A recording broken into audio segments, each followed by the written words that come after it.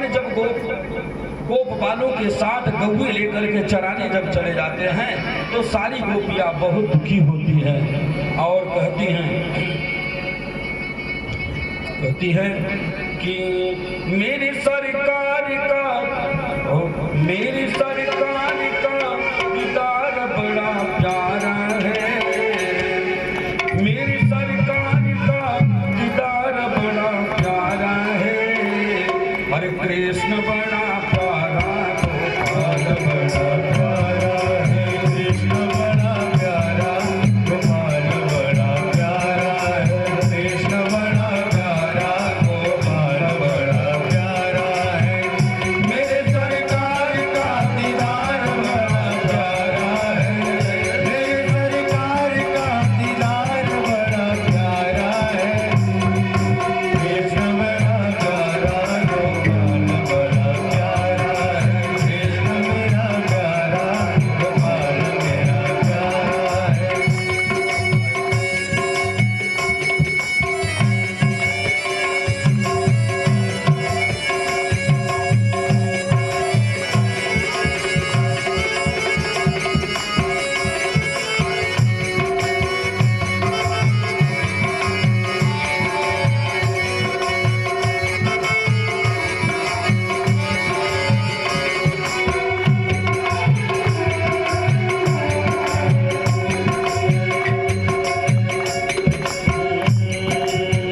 तेरे नैना कटले मोटे मोटे रसीले, तेरे नैना कटले मोटे मोटे रसीले, दिल को छीन लिया तेरी प्यारी हंसी, दिल को छीन लिया तेरी प्यारी हंसी, प्यारी अखियों में लगा गजरा बड़ा प्यारा है, प्यारी अखियों में लगा गजरा बड़ा प्यारा है। हरे कृष्ण बड़ा प्यारा, गोविंद बड़ा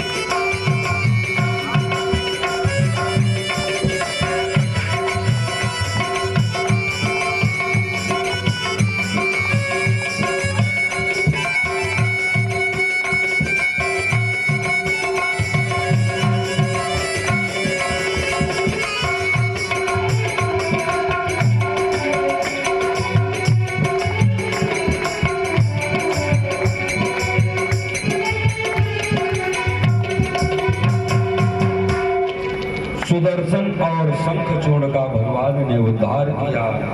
अब भगवान अंबिकापुर की यात्रा किया। भगवान अंबिकापुर की यात्रा करते हैं। एक दिन नंद बाबा शिवरात्रि के दिन बैलगाड़ी से बैठ करके और सब गोपों के साथ अंबिका वन की यात्रा किया। जैसे माँ सरस्वती नदी के किनारे पहुंचे हैं, वहां पशुपतिनाथ और अम्बा माँ का उन्होंने उस दिन पूजन किया और उस दिन उपवास किया। जल पीकर सरस्वती के किनारे सो गए, सभी सो गए। शिवरात्रि का व्रत कितना पावन कहा जाता है। यहाँ भगवान हमारे स्वयं नंद बाबा और यशोदा मैया और समस्त गोप और गोप बालक भी शिवरात्रि का उपवास कर रहे हैं। ऐसा पावन शिवरात्रि का अवसर होता है। और वही सरस्वती सो गए और उसी समय एक अजगर आया और नंद बाबा का पैर पकड़ लिया और पकड़ करके सरस्वती नदी में ले जाने लगा। और नंद बाबा चिल्लाने लगे, बचाओ कान्हा, बचाओ कान्हा। भगवान ऐसी आवाज करने लगे, कान्हा बचाओ। इतने में भगवान कृष्ण आ गए और जैसे ही उसको अपना चरण छुलाए हैं, वह व्यक्ति अजगर का उसका शरीर नष्ट हो गया, रूपवान पुरुष बनकर के वह प्रकट हो गया। और भगवान से कहने लगा, मैं विद्याधर नाम का गंधर्व था। अंगिरा ऋषि के कुरूपपन को देख करके मैं हंसने लगा। अंगिरा ऋषि जा रहे थे, उनको देखकर मैं हंसने लगा। अरे बाबा, बहुत नृत्य करते जा रहे हो, आपकी क्या लचकदार शरीर है, आप मटक मटक के चल रहे हो। बार बार आगे जाकर हंसा, फिर हंसा, सामने हंसा। इतना मैं परेशान उनको कर दिया। अंत में अंगिरा ऋषि ने मुझे श्राप दे दिया कि हे दुष्ट, तू हमारे इस टेढ़े मेढ़े शरीर को देख करके हंस रहा है, जा तू अजगर ही हो जा और तू भी ऐसे टेढ़े मेढ़े चल। हाथ जोड़ करके वह विद्याधर गंधर्व हाथ जोड़कर विनती करने लगा, प्रभु हे महर्षि, आप तो करुणा सागर हैं, दयावान हैं प्रभु, मुझे उन्मुक्त कर दीजिए, सांप से मुझे उन्मुक्त हटा दीजिए प्रभु, सांप से मुक्त कर दीजिए। अंगिरा ऋषि कहने लगे, मैं अपना श्राप तो वापस नहीं कर सकता, लेकिन जाओ, कुछ दिन तुम निश्चित है अजगर बनोगे। जब भगवान कृष्ण का जन्म होगा, भगवान कृष्ण के चरण छूते ही तुम्हारा अजगर का रूप यह नष्ट हो जाएगा और पुनः विद्याधर गंधर्व बनकर के अपने लोक चला जाएगा। इस प्रकार भगवान एक दिन बलराम और श्री कृष्ण रात में गोपियों को इसके साथ विहार कर रहे थे। दोनों गले में पुष्प की माला पहने हुए थे। पहली बार दोनों राग आलापा है और दोनों राग आलापे हैं। और देख करके शंखचूर्ण नामक का एक दैत्य आया, कुबेर का अनुचर था, और देखते देखते गोपियों के ऊपर वो हमला करने लगा। भगवान ने उसको भी मार डाला और उसका भी उद्धार हो गया। अब भगवान श्री कृष्ण गौवे चराने के लिए प्रतिदिन गोप बालकों के साथ चले जाया करते थे। और जब वो चले जाए तो घर में केवल गोपियां बिचारी रहें, घर में अकेले गोपियां सब रहें और उनका चित्त भी चला जाए।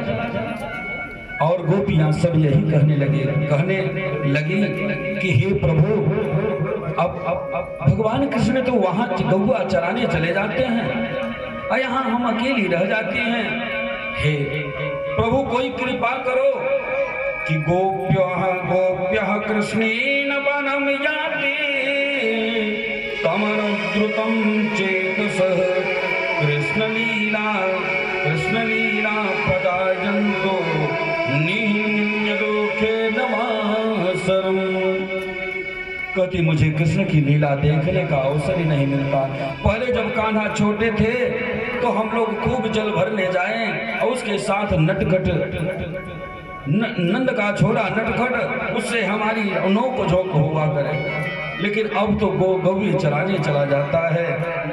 हे गोपियां सब आपस में इकट्ठा हुई और कहते हैं, गोपियां कहती आपस में कहती हैं, अरे वो चला जाता है, मेरा चित्त ही लेकर चला जाता है। उसका क्या सुंदर रूप है कि बाम बाहु कृतवाग भगभोलंक वल्गितमुरधर सर्पित वेणु अरे कोमलांगुर मीरा त्रिमार्ग गोपकीर्ति यत्र मुकुंद व्योम व्योमवानयतिहावति सिद्धि विस्मृतास्तन सुरात सज्जन काम मार्गणत समेत चित्या कस्मल यतुदन प्रसीदनिन्द अंतं चिन्द्रम् अबलत सुरेदः हार हास उतये स्थितभेदो नंद सुरे यतयास्मत् जानम् नर्मदो यति जितिन्न वेणु। इस प्रकार समस्त वेणु वे गाती हैं और कहती हैं, सखी हमारी नटवर बैलों और गायों को झुंड में जब वेणु बजाते हैं ना, तो हिंसक तक भी जानवर दौड़ दौड़ करके पास आ जाते हैं और आकर के सब भगवान के सामने अपने कानों को खड़े कर देते हैं और भगवान के सुंदर मधुर लीला को सुनते हैं, आनंद लेते हैं। बलराम और श्री कृष्ण हमारे कान्हा के बीच में सभी गौवे हैं और गिरिराज की तलहटी में हमारे कान्हा अपनी गौओं को चरा रहे हैं। इस प्रकार भगवान ने फिर अरिष्टासुर का वध किया। जब कई सभी दैत्यों का भगवान जब वध करते जा रहे हैं ना, उधर कंस भेजता है, इधर भगवान सबको मारते जाते हैं, सबका वध करते जाते हैं, उद्धार करते जाते हैं भगवान सबका। अब उसके भी मन में आया कि कैसे हो, उसके भी मन में आया कि लगता है वही हमारा काल वही है क्या? कृष्ण का नाम का जो व्यक्ति है, कृष्ण नाम का जो छोरा है, वही हमारा शत्रु है। एक दिन कंस जी के पास, कंस राजा के पास नारद भगवान आए और कहते हैं, अरे दानपते कंस जी, आप यहाँ बैठे हो, आपको मारने वाला आपका शत्रु वहां पल रहा है। तो कंस कहने लगा, हे देवर्षि, आप तो हम सबका कल्याण करने वाले हैं, कुछ तो बताइए कैसे उसको मारे? वो तो जितने हम दैत्यों को भेजते हैं सबको मार डालता है। तब नारद भगवान कहते हैं कि एक बात काम करो, आप धनुष, आपके पास शिव जी का धनुष है ना, धनुष यज्ञ का एक आयोजन करो। उस आयोजन में मेला बहुत बड़ा लगवाओ और श्री कृष्ण के चाचा लगते हैं अक्रूर को भेज दो, वृंदावन भेज दो, वहां जाकर के बलराम और कृष्ण को ले आए यहाँ। और जब यहाँ पर वो आएंगे, मेला देखने के बहाने आएंगे, तो अपना यहीं पर बड़े बड़े दानों को भेजकर, बड़े बड़े पहलवानों को भेज करके उनको किसी बहाने मरवा डालना। कंस को नारद भगवान की बात बहुत अच्छी लगी। अब भगवान फिर नारद भगवान उधर जा करके भगवान कृष्ण से मिले और कहते हैं कि कान्हा, खूब मक्खन खाओ, खूब मिश्री खाओ, आपको हमारी तो पड़ी नहीं है।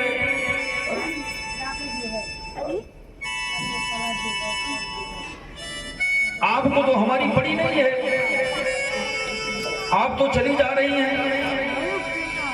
क्यों भेजते हैं? कथा सुन रही हैं, इनको कहीं जाना नहीं चाहिए। ठीक है, अच्छा, हाँ, अच्छी है आपके पास, हाँ, ठीक है। नारद भगवान गए, भगवान बालकृष्ण से कहते हैं, प्रभु खूब माखन खाओ, खूब मिश्री खाओ, मक्खन खाओ, गोपियों को साथ यहाँ पर रास रचाओ, हम सब संतों की तो पड़ी नहीं है। प्रभु कब कंस का उद्धार करेंगे? प्रभु करें, जल्दी करें। भगवान श्री कृष्ण भी कहते हैं ठीक है देवर्षि, हम बहुत जल्द ही कंस का उद्धार कर देंगे और दानों की शक्ति पूरा समाप्त हो जाएगी। अब कंस अक्रूर के पास गया और अक्रूर जी से कहता है, अक्रूर जी, अरे आपके पास मैं आया हूं। आज अक्रूर से वो प्रणाम किया है। अब अक्रूर जी कांपने लगे कि कंस क्यों आया, कंस क्यों आया।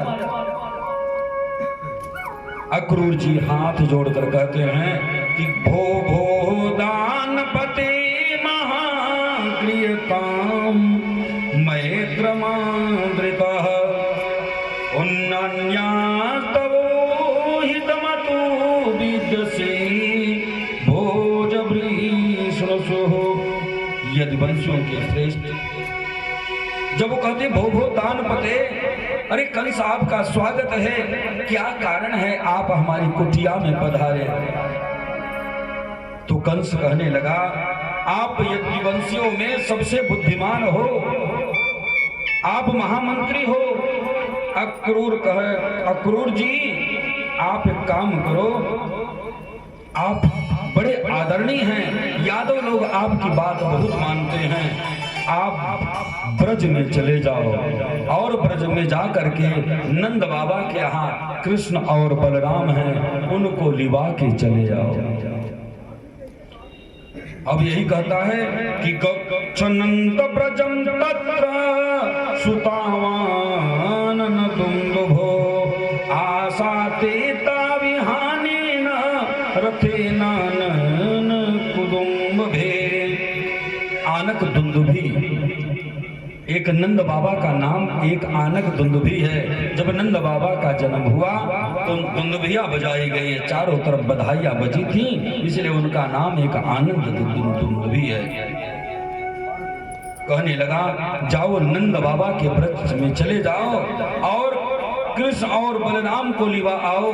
यह कहना कि मेला देखने के लिए हम बुलावा भेजे हैं। ये कह देना कि कंस का हृदय अब परिवर्तित हो गया है, आप सबसे प्रेम करना चाहता है, और जाकर दोनों बालकों को लिवा आओ। नंद बाबा के यहाँ जाना है। यह बात सुनकर अक्रूर जी बिल्कुल चिंतित हो गए और मन में कहने लगे, भैया वो छोटे छोटे दो सुकुमार हैं, कंस अब उनको भी नहीं रहने देगा, उनको भी मरवा डालेगा, उनको भी मरवा डालेगा। क्या करूं? अगर मैं नहीं गया तो यही मुझे ही तलवार से मार डालेगा। अक्रूर जी बड़े चिंतित हैं कि भैया, फिर मन में सोचते हैं मैं जाने वाला नहीं हूं, किसी के छोटे बच्चों को मरवाने के लिए ये पाप मैं अपने सर पे नहीं लेने वाला, मैं नहीं जाने वाला।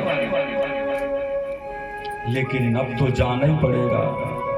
अक्रूर जी सुबह तैयार होते हैं प्रातः काल में कि अक्रूरो विचिंता रात्रि मधुपुण्या महामती ओषित्वामृतमास्थाय प्रयपो नंद गोकुलम गच्छपति महाभागे भवज्ञानजे क्षणे भक्ति परावगत स्वमेतद चिंतयः।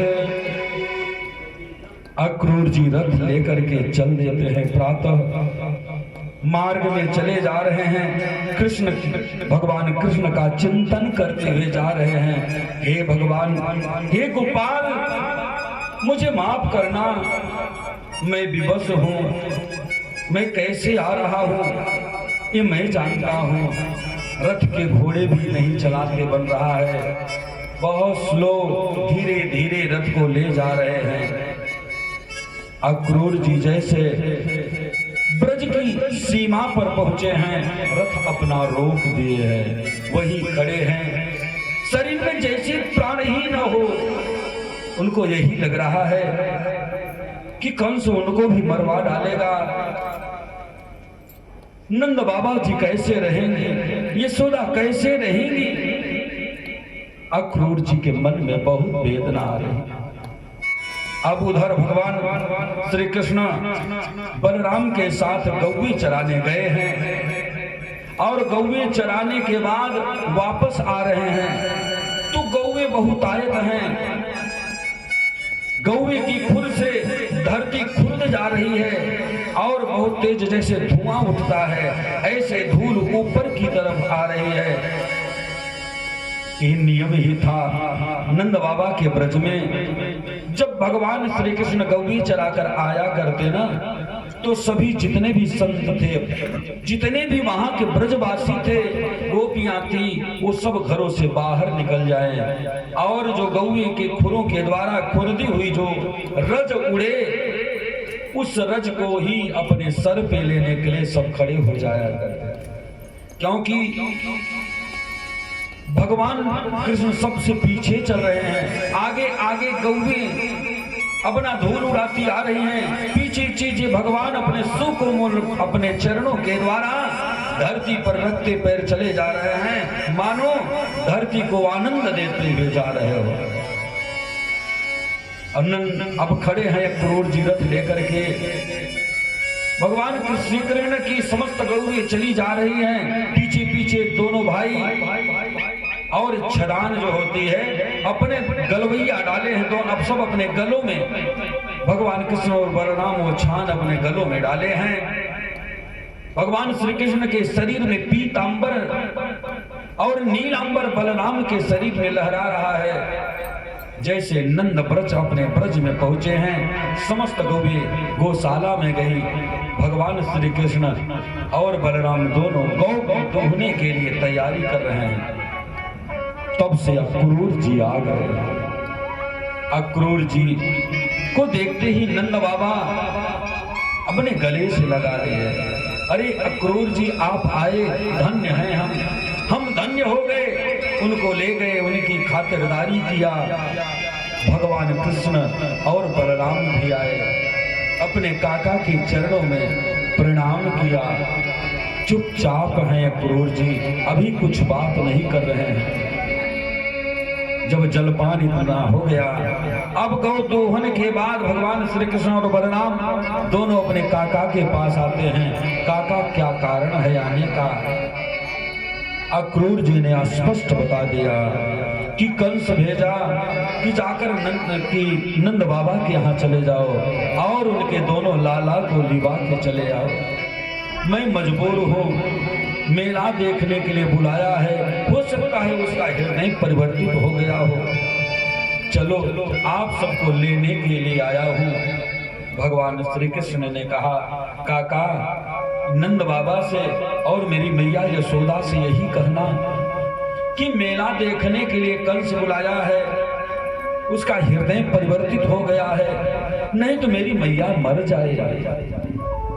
मुश्किल में बुढ़ापे में लाल भयो है, उसने लाल को अपने लल्ला को पाया है और फिर उसका बिछोह मेरी मैया सह नहीं पाएगी। इसलिए ए मत कहना कि उन्होंने अपने पुत्र हैं, हम उनके सुत हैं, इसलिए वह बुला रहे हैं। रात्रि हुई, नंद बाबा वो भोजन कर चुके। अक्रूर जी नंद बाबा जी आए और पूछते हैं क्या कारण है आपके आने का, अब का कारण बताओ। अक्रूर जी ने समस्त घटना बता दिया, समस्त घटना बता दिया और कहते हैं कंस का हृदय परिवर्तित हुआ है और आपको पता है कि सारी घटना उन्होंने बता दिया। रात्रि में सोते हुए आपकी कन्या पैदा हुई थी, उन्होंने अपने लाला को आपके यहाँ पर सुलाकर चले गए थे, इसलिए अपने लल्ला को उन्होंने बुलाया है, कंस बुलवाया है। कंस का हृदय परिवर्तित हो गया है, मेला देखने के लिए कहा है। नंद बाबा तो जैसे सूख गए हो। यशोदा मैया बगल में खड़ी थी, खड़ी खड़ी सुन रही हैं, मानो स्तब्ध हो गई, आंख से आंसू न बह रहे हैं, न कुछ बोल पा रही है और कहती है इतने बुढ़ापे में लाल भयो, कितने दैत्यों को भेजा, फिर भी कंस के हृदय में कोई शांति नहीं आई। अभी उसके हृदय में कोई परिवर्तन नहीं हुआ है। लगता है बुलाने के लिए भेज दिया। यह बात सुनकर के यशोदा तो बिल्कुल लगता है मर जाएगा। नंद बाबा कहते हैं यशोदा से मत कहना, नहीं तो अपने लल्ला का बिछोह सह नहीं पाएगी और मर जाएगी। इस प्रकार सुन करके उनके मन में बहुत क्षोभ होने लगा। भगवान श्री कृष्ण गए हैं यशोदा मैया के पास और कहते मैया कल हम मेला देखने के लिए जाएंगे और मेला देखने के बाद हम वापस आ जाएंगे। लेकिन मैया के मन में संतोष नहीं हो रहा और वह कह रही है बार बार, अरे कंस का अभी भी पेट नहीं भरा, मेरे बालकों को बुला रहा है, छोटे छोटे बालक हैं, मेरी गोदी बिल्कुल सूनी कर देगा। मैं किसको बुलाऊंगी, कनुआ किसको बुलाऊंगी, कान्हा किसको बुलाऊंगी। बार बार मैया यही सोच रही है। भगवान श्री कृष्ण गए अपने मैया का दोनों हाथों से आंसू पोंछते हैं और मैया से कहते हैं मैया तू रो मत, मैं जरूर तेरे पास तेरा लल्ला आ जाएगा, मुझे जाने दे, मेला देखने के लिए जाऊंगा। नंद बाबा सुबह हुआ, पूरे ब्रज में उन्होंने ऐलान लगा दिया, करवा दिया, अरे कल मेला देखने के लिए हम सब मथुरा जा रहे हैं, जिसे चलना हो चल दे। पूरी रात्रि ऐसे यशोदा मैया खड़ी है, पानी भी नहीं पी रही है और खड़ी है यही कहती है कि भगवान इतने दिनों बाद मुझे लल्ला दियो तो छीनने के लिए अगर था तो कान्हा जैसा पुत्र क्यों दिया। सुबह हुआ, अक्रूर जी तैयारी करने लगे, रथ को साजने लगे, श्री कृष्ण बलराम भी तैयार हो रहे हैं। इतने में पूरे ब्रज में सूचना भेज दी गई, पता चल गया गोपियों को, अरे मथुरा से आयो हैं, अक्रूर नाम के एक मंत्री आयो हैं और श्री कृष्ण और बलराम को ले जाने के लिए। सभी गोपियां हाय हाय हाय हाय कृष्ण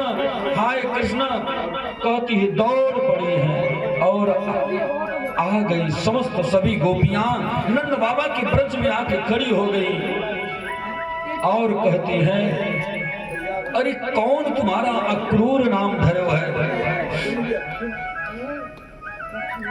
तुम्हारा नाम अक्रूर कौन धरो है, तुम महाक्रूर हो, तुम्हारे अंदर क्रूरता ही है, तुम्हारे अंदर अक्रूरता तो है नहीं।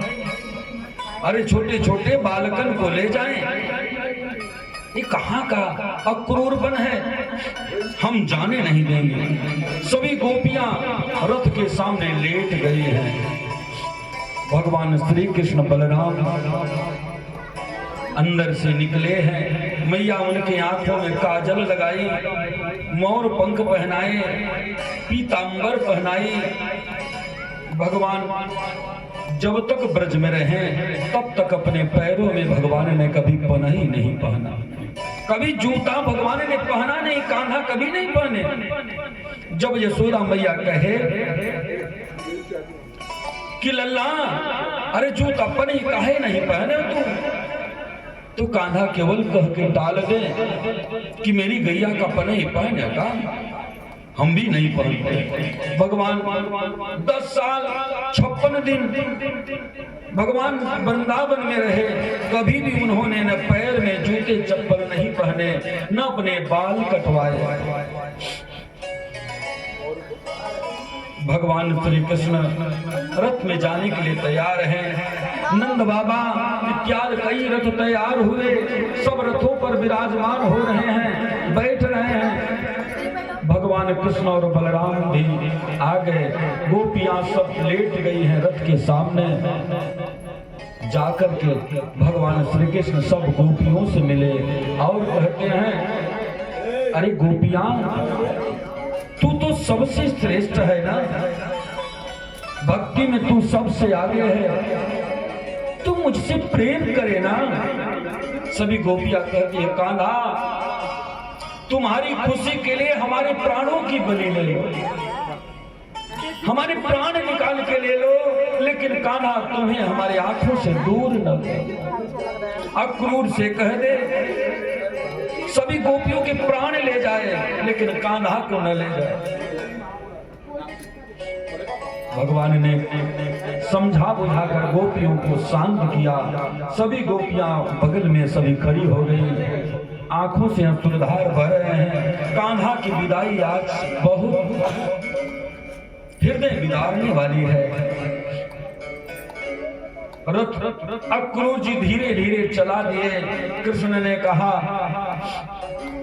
रथ को चलाओ। अक्रूर जी धीरे धीरे रथ चला दिए हैं। इतने में घर से दौड़ती हुई यशोदा आई, अरे रथ रोको, रथ रोको, रथ रोको, कोई तो रथ रोके, मेरे कान्हा का रथ रोके। भगवान श्री कृष्ण देखे, बलराम देखे कि मैया आ रही है, इसलिए अक्रूर जी से बोले तुम रथ रोक दो। भगवान कृष्ण और बलराम दोनों रथ से नीचे उतरे हैं। रथ से दोनों नीचे उतरे हैं और दौड़ के मैया के पास गए हैं। मैया से दोनों बेटा लिपट गए।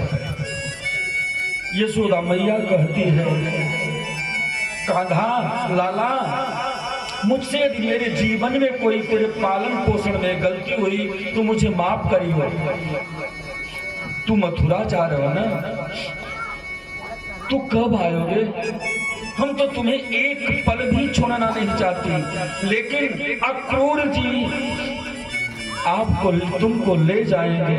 कान्हा, कुछ गलती हुई हो, तुमको खेलने में मैं डांट भी दी है। एक बार तूने मिट्टी खाई तो तुमको फटकार भी लगाए हैं, तुमको फटकार लगाए हैं, तुमको रस्सी से एक बार बांध भी दिए हैं। कान्हा, बहुत तुमको कष्ट दिए हो, इस मैया को, बूढ़ी माँ को माफ कर देना। भगवान कृष्ण बार बार यही कहते हैं। भगवान यशोदा मैया कृष्ण से हाथ जोड़ते, भगवान कृष्ण हाथ अपने लिपटा लेते हैं और कहते हैं कि धन्य हो तुम्हारे, क्या भावना है। मैया अपने लाला के आंखों में काजल लगाए, दही खिलाया। यात्रा में शुभ होता है लल्ला, तो दही खा ले। अब यशोदा मैया को रोही इत्यादि फिर पकड़ करके विशुद्ध हो गई, तो उनको पकड़ करके अंदर ले गई। धीरे धीरे अक्रूर जी रथ आगे हैं, रथ आगे बढ़ने लगा।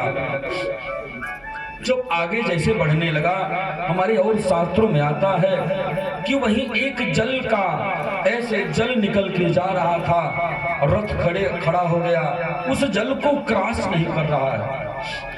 अक्रूर जी कहने लगे कि कान्हा, हमारे रथ के घोड़े इस जल को क्यों नहीं क्रॉस कर रहे हैं, पार क्यों नहीं कर रहे हैं? कान्हा कहते हैं, अक्रूर जी, ये प्रेम का सरोवर जा रहा है, हमारे राधा रानी की आंखें उधार जा रही हैं। इस प्रेम को पार करने के लिए किसी के अंदर दम नहीं है, राधा जैसा प्रेमी कोई हो नहीं सकता। भगवान कृष्ण उतरे हैं रथ से, सीधा जमुना के किनारे चले गए। वहां देखते हैं तो सर नीची करके राधा रानी बैठी हैं, उनकी आंखों से आंसू बह रहे हैं और उसी की एक धार बन करके आगे की ओर बढ़ रही है। भगवान श्री कृष्ण गए और कहते हैं, राधा, तू तो सब जानती है, तू हमारे हृदय में वास करती है, हम मथुरा जा रहे हैं, तू रो मत। राधा ने कहा, कान्हा, तू जब बंसी बजावे ना, तो मेरे मन में अशांति हो जावे और तुम्हारे बिना मैं रह नहीं सकती कान्हा।